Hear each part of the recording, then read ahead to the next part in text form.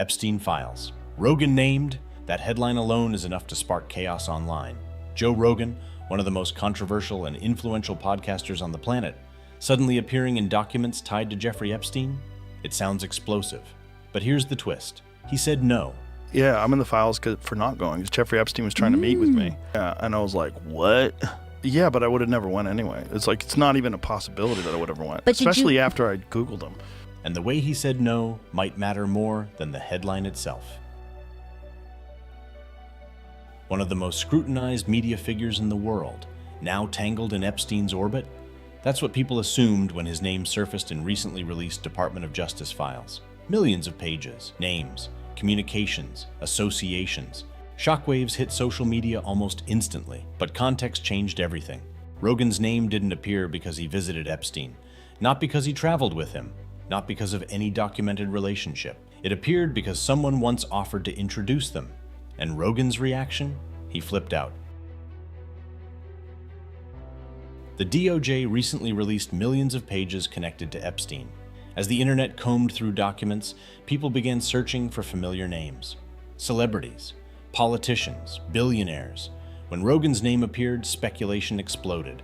But according to the documents, and Rogan's own explanation, the mention stems from a former guest offering to connect him with Epstein after a show in 2017. An introduction. That's it. No meeting, no follow-up, no relationship. Just an offer and a rejection.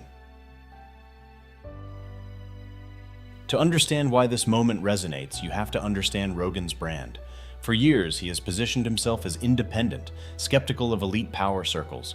He built his platform outside traditional Hollywood systems. He questions authority, challenges narratives, and often criticizes the kind of social climbing that defines celebrity culture. His audience sees him as someone who doesn't chase status. So when the idea of meeting Epstein came up, it collided directly with that identity. This was like 2017. One of my guests was trying to get me to meet him. I was like, bitch, are you high? Like, what the fuck are you talking about? This wasn't just another networking opportunity, it was a test of consistency. According to Rogan's account, when the suggestion was made, he didn't pause to consider it. He didn't politely decline, he reacted viscerally.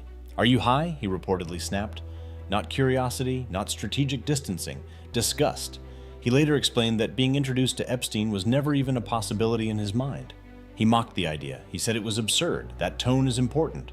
It wasn't a carefully worded PR statement years later. It was immediate rejection.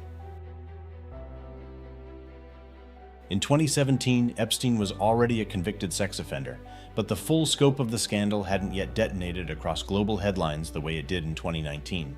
For some public figures, proximity to power overshadowed reputation concerns, but Rogan's rejection happened at the offer stage, before any scandal pressure, before public outrage, before social media would have demanded explanations. That timing reframes the narrative. He didn't distance himself after the collapse. He declined before stepping into the room.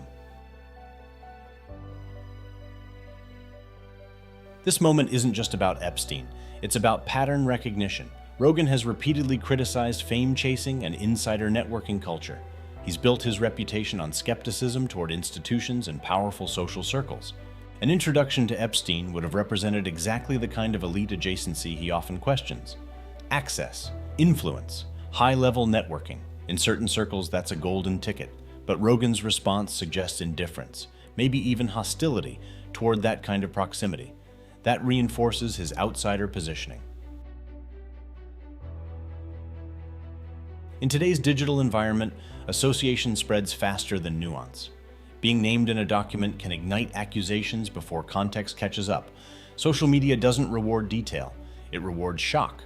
So when Rogan and Epstein files appear in the same sentence, the reaction is immediate. But this situation flips the usual scandal structure. This isn't exposure, it's refusal. And culturally, that matters.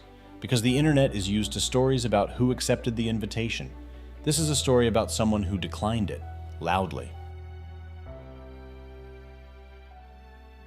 This isn't a cancellation moment, it's clarification. For critics, Rogan remains polarizing for many reasons unrelated to this story. But for supporters, this reinforces an existing narrative. He doesn't chase powerful insiders. He doesn't soften his reactions for social alignment. He reacts instinctively, sometimes bluntly. And in this case, That instinct insulated him from a scandal that later engulfed countless public figures. That strengthens credibility in the eyes of his audience. There's a deeper layer here. In elite culture, access is currency. Being connected signals relevance. Invitations to powerful individuals are rarely rejected outright. It's socially advantageous to say yes. Turning down that access, especially dismissively, suggests either strong principle or total indifference to status. Rogan's response reads as the latter. He didn't frame it as moral grandstanding. He framed it as absurd, and that authenticity, whether admired or criticized, feels consistent with his persona. Here's the part most headlines won't emphasize. Being named in a scandal doesn't define you. How you respond to the opportunity does. Plenty of people stepped into Epstein's orbit over the years.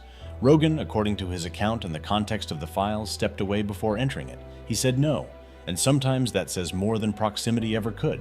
Now the real question, did this moment increase Rogan's credibility in your eyes, or does the mere mention still raise doubts?